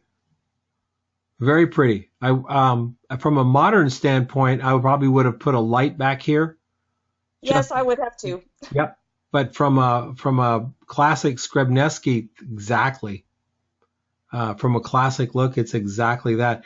If this young lady was an actress looking for a headshot, what a fun headshot. It was actually fun playing with the wind blowing her hair. That's not something I've done a whole lot of. So she really liked the movement in her hair. Yeah. How did you blow it? Wind machine? Just a fan placed relatively close to her, about 2 feet back. Yep. I don't use fans anymore because here in Arizona we have these days like we had last week where we have 3 and 4% humidity. Oh my! It just dries the model's eyes out. And yeah, she did have an issue with that with her contacts. So I would have her close her eyes until I was ready to take the shot and then open them. Right. And if you don't have anybody with you, you're pretty much stuck to a fan. But if you have somebody with you, I take a like 4x4 piece of gator board and have them fan like down, slowly, up, slowly, down, slowly, up, slowly, down, slowly, up hard, right? And when they come up hard, they just whip that hair around and you'll get 2 shots. And it doesn't fry out there. It's just like using a big hand fan. I've used the big board, the like foam core or reflector before, but it's always kind of hit or miss whether or not I can get the movement in the hair. Yep. Going up and down slowly and then doing a big up. That's good to know. It's the big up that gives you the up and down slowly gets the hair loose, right? And it's that big up that pushes it all away from the face. And it doesn't dry their eyes out. And you can control it. You can move it a little bit to the left, a little bit to the right. So I see she has a part here. So she has heavier hair on this side than on this side, right? Yes. So you can just focus that and come right up here. Or you can use if the hair is soft enough, you can use a hair dryer. And like a salon hair dryer. Right, on a cool setting, I assume. Yes. Unless, of course, the model is giving you attitude. Then fryer. Make her pay. No, yeah, very nice. Nice use of light there. Thank you. Anybody else up here? All right, so we've got left here, we've got Mr. Addy Talwar. That's got to be Lee. That's got to be Lee shot of Addy. Hey, Don. How are you? Is that really Addy has hair like that? Well, I didn't crop it because Addy was so pleased with the job I did on his hair. Oh my God, that's incredible hair! Look at that hair. I would kill somebody for hair like that. It's a wig. Yeah. It's a wig. I used to have hair like that back in a couple of decades ago. Damn. Well, there you go. See this? You know what it reminds me of, and I can't think of the name of the album, but it was a pop singer from back in the 50s. And he did something like, I think it was that song "Lonely." I'm Mr. Lonely. Well, you're dating yourself here, Don. Oh God, I'm old. I'm a mere stripling compared to you. I'm old. I can't think of the name of it. Mr. Lonely, anyway, is the name of the song.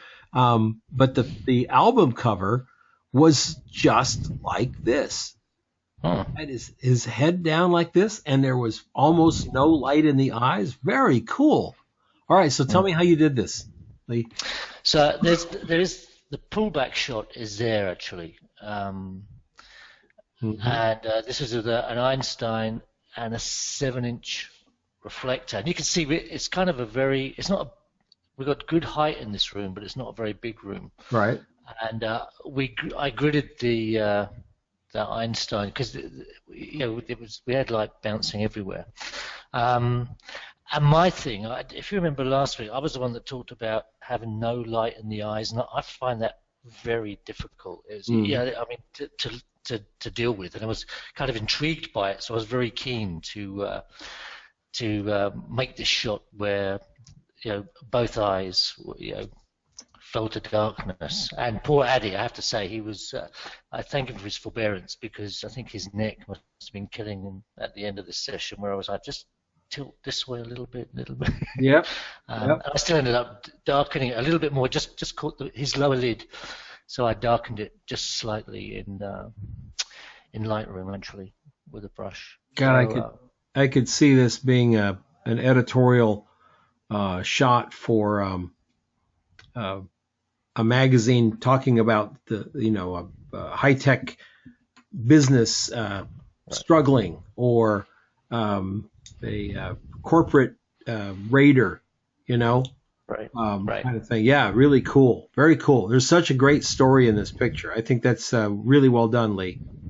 Thank you. Really well done. Nicely done. I enjoyed doing it. This is the spray that we see that in your pullback. That's this one right here. Yeah. Yeah. What was your final exposure? Do you remember? I think this was 1/25th at either 6.3 or 7. Okay. And converted to black and white. How? And did it using the black and white module in Lightroom, and with some judicious use, pumping the orange slider to just to pull his skin out. And that was it really. I think I may have also taken it through Photoshop and put some high pass on it just to give a little more texture to the skin. But that was about it. Didn't do a whole lot really. One thing that was kind of interesting, and I talked about it. If you look at his shoulder on camera left, I did darken that very slightly, I think, and I had sort of several versions of this shot where one we could clearly see his shot. I actually lightened it so you could clearly see the shoulder as it, sort of similar to the Awesome Well shot, and I didn't like it. It was like somehow it sort of gave too much away. Then I darkened it completely so it fell to black, and then we had this head just kind of floating. Yeah, yeah. It was like I guess it was a compromise position, and I'm still not entirely convinced by it. But that was, of all things, that was the thing that I struggled with, was that shoulder. Do I show it? Don't I show it? I think you show it. Right. I think you show it. We don't really see it over here. We only feel it. Yeah. Right here. And I think for this shot you show it, because the last thing we want to do is to have this head floating out there. Right. Right. That's how I felt. Yeah.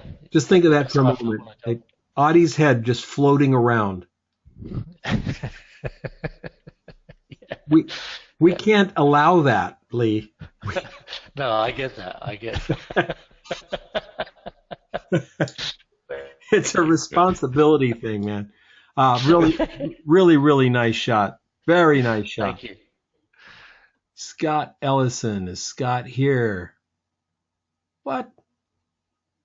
Scott, how did you miss the class? No. All right. So we've got a soft presentation from the left, clean, a nice clean background, a little bit dark up here, gradiating down. I like the fact that we can see her hair back there. I also think we needed to brush her hair down right there. That little guy right there sticking out is going to be a job, taking care of it. These down here work real well, flipping out like that. I think that's cool. I think it's a really cool haircut. But that right there is going to be an issue. So you're going to have to get rid of that right there, because our eyes are drawn to it. We have a gradient happening in front of all this fine detail. our eyes are drawn to it. Lovely presentation on the front here, Scott. Whatever you're using there is working out well. And this is one of the best blur pieces oh, this is Kine. Kine, how are you? Hello. Hi. I'm fine. I didn't even notice this was yours until I looked down. This is one of the best blur shots I've seen come out of this class. A lot of people didn't like it. I think we got a lot of pushback on the blur from Skrebneski, Sarah Moon. Some people loved her. Some people take a pass.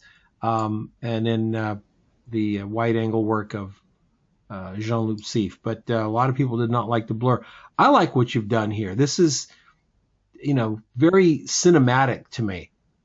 There's a story going on here. It's difficult to look at, isn't it? Yes. Yep. Especially to the right. It's something strange there. Yeah. I didn't know what to do about to the right in the picture. It's pretty strange. The thing, it's my hand waving with a scarf.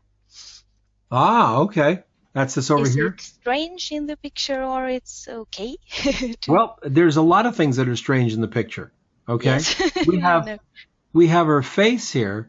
1, 2, looks like 3 times here. Yes. But we have perfect hair right on top. Perfect coif. Look at the hairs are even sharp up here. That's interesting. That's really interesting. I don't know why that is. So how did you do this? You're going to have to spill it now. Yes.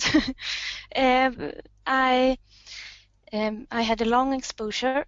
I thought that that could be when the lights goes off, it's freeze, and I think that's to the left. What's happening with my eye? And then it's when the lights go down, it's continuing to exposure, and I don't know really what happens, but it's something like that. So it's f3.2 and it's 1.6 seconds long. Oh, okay. All right. I see. And I have strobes for the first time. This is an experiment for me. I'm learning it. And it's small strobes bounced in an umbrella. Now, when you say 43. Small strobes, you're not talking speed lights, are you? No, I'm not. This is battery portable strobes. Okay. Ellen Chrome, it's a Scandinavian, I don't know if you know. Oh, that. Very familiar with Ellen Chrome. Yeah, they're wonderful lights. Do you have the Quadras? Yes. I have. Those are top of the line lights there, my dear. Yes, I have. I found a journalist that would change, and I could buy his for less money than it. That's top of the line. Quadras are absolutely top of the line equipment. Yes. Yeah, they're very powerful. They're very small. Yes. And they put out absolutely stunning light. They really do. Yes. So congratulations on that. Thank you. That's some great lighting. Very interesting shot, Kine. Really interesting shot. Super cool. Thank you. Thank you very much. You bet. John Fisher. Hey, John. John Fisher, are you there? Hello there. There you are. I'm here. Yep, you're a little faint. Okay, how about now? Much better. Okay. All right, so you are really doing some real bold cropping. Yeah, that was a big like opening for me when I just had that like thought to use that thing from him, and it was really cool, almost an epiphany kind of thing of cropping, of doing that kind of cropping. But it's fun, isn't it? It really is. Yeah. When you realize that sometimes the format that we shoot it in just can't be the final format. That we had to shoot it the way we shot it, but we don't have to leave it that way. But actually, I actually shot these intentionally. So I shot cropped that way, and it was a really cool experience to shoot that way. Mm-hmm. Yep. Yeah, come in. It's fun to come in really tight, and hey, it's digital, right? Who cares? Snap some shots. You've got nothing to lose. In film days, you'd lose some frames, but we'd do it anyway. Wanted to see what it looks like. This is the awesome thing about digital photography is it lets you experiment with things like cropping and positioning and negative space and stuff like that. Doesn't cost you a nickel, not a nickel. So your light is above her. What is happening that's lighting up her chin here? I don't really know. I'll bet you it's her chest, right from here through here. That's what's lighting up her under her chin. Yep. Well, I take that back. We've got light coming up from down here on her breast right here. So there's got to be something down here that's bright. Is it a bright floor? She's standing on a white floor, white paper or anything? Nope. Huh. That's interesting. That's interesting because I definitely see something here coming up. This could be her chest being lit up here as well, because that will happen when you shoot somebody who's wearing an all black suit, a man wearing all black suit. The shadow under his chin is going to go darker if it's all black than if he's wearing a white shirt with a black jacket. The white shirt will help fill in that area. But that's I'm not exactly sure of her placement under it. I mean, she was moving around a lot, and I was not doing very precise placement of her at all. Mm-hmm. So it does look like she's feathered in the light. I don't think that she's directly under the light. Do you? Don't remember in that moment. Well, yeah, I'm looking at the back side of this shoulder. If she was directly under that light, this should be lit up more. It looks to me like she's just to the feather of it. It's not lighting this part of her cheek up, but it is here. So that light's got to be like up here somewhere and just slightly in front of her, or she's right at the edge of it. Look what it does to muscles. Isn't that great? We get to see the muscles, the sinewy power in her arms. Very cool. And then here, this is... And this one I know that it's not the Skrebneski light at all. She was like somewhere completely outside of the range of the light, and I was just following her around some. And this one I cropped. I did that crop intentionally, and I loved that that experience. So I'm not sure if how this would be. It was in a Skrebneski inspired shot. Sure, that's all you can do. That's if all you take away from Skrebneski is a little bit of freedom of going, my gosh, I can do so much more with my cropping. Yeah. If that's all you take away, that's great. Yeah. That's great. You none of you guys ever have to shoot one light up high again, ever. You've learned something, what it does, how it reacts, how it presents, what you can do with it. But there's other things to take along with the ride. And I think that's very, very cool. Very awesome. Sheila, my dear. Sheila Morgan? Oh, he's calling me. Hold on a second. Okay. Bye.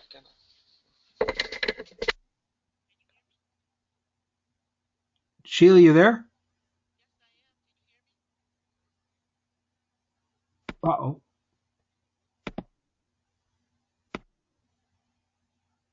Sheila? Can you hear me? I can hear you now. Yes. Yes. Did you get your email thing straightened out?